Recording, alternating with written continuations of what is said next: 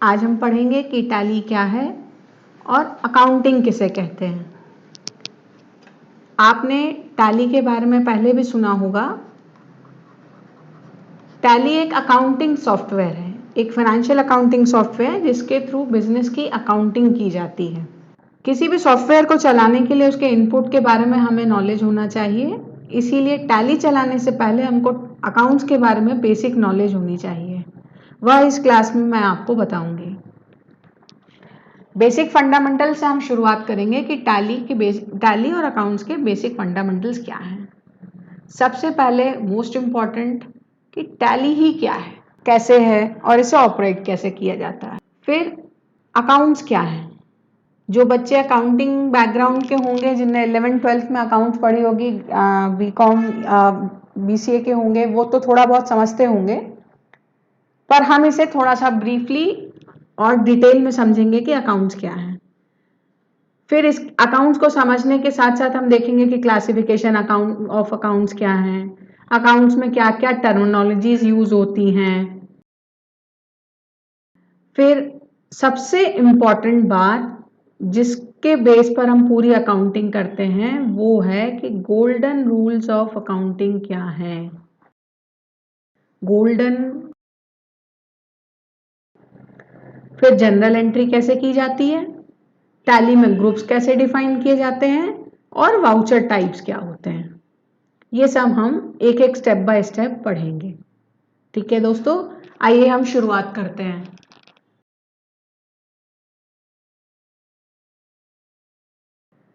सबसे पहले टैली।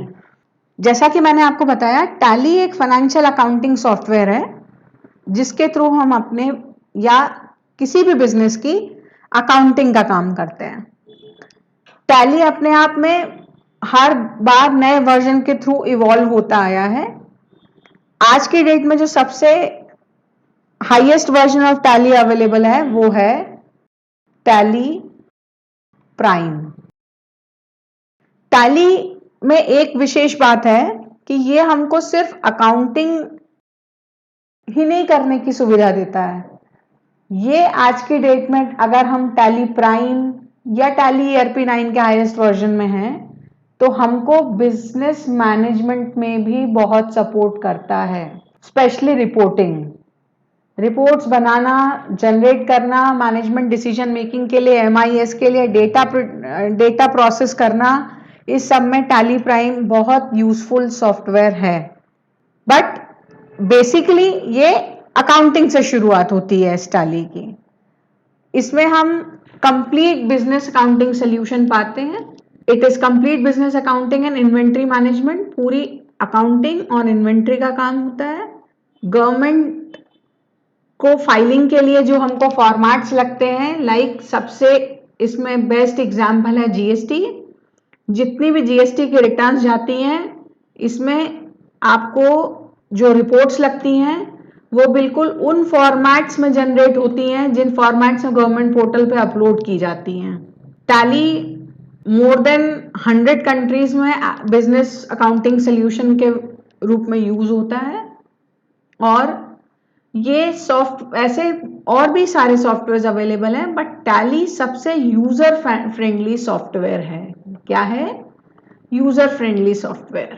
मतलब इसे ऑपरेट करने में एक बार ही हम जब ट्रेन हो जाते हैं तो इसे ऑपरेट करने में बहुत खासी डिफिकल्टीज नहीं आती हैं।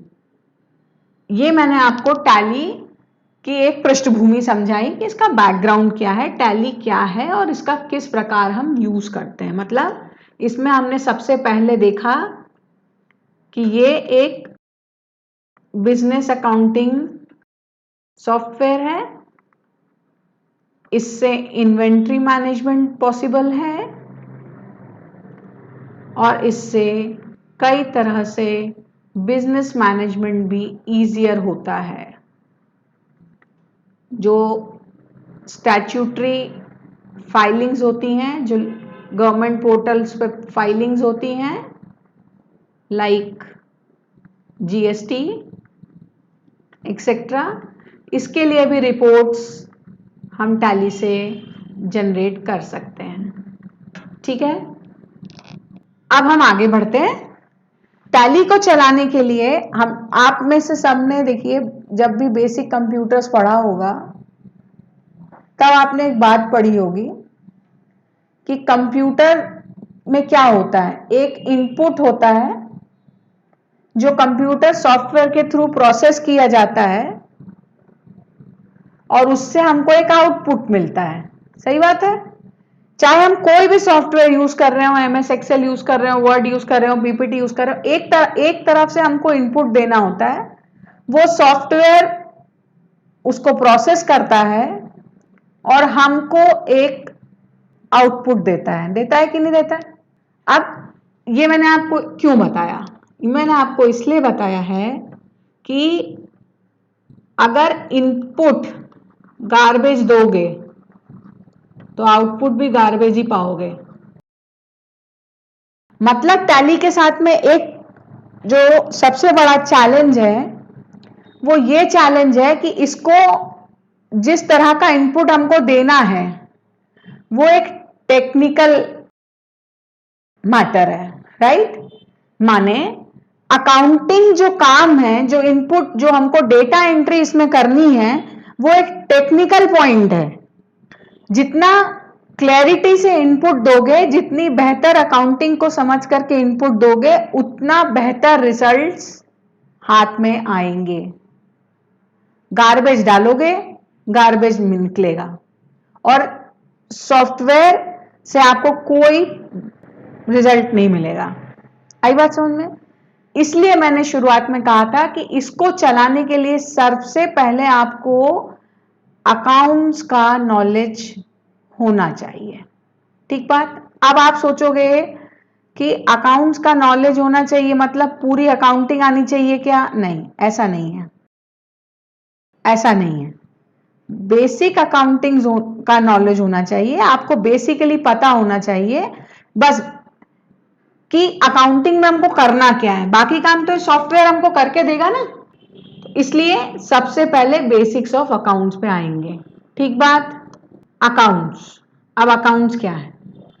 अकाउंट्स मतलब हो गया कि profit and loss account, purchase sales के लेजर्स, आपके खरीदारों के लेजर, लेनदारों के लेजर, देनदारों के लेजर, आपके असेट्स के लेजर, लाइबिलिटीज के लेजर, खर्चों के लेजर, इनकम के ledger. Profit and loss account बनेगा, फिर बैलेंस शीट बनेगी,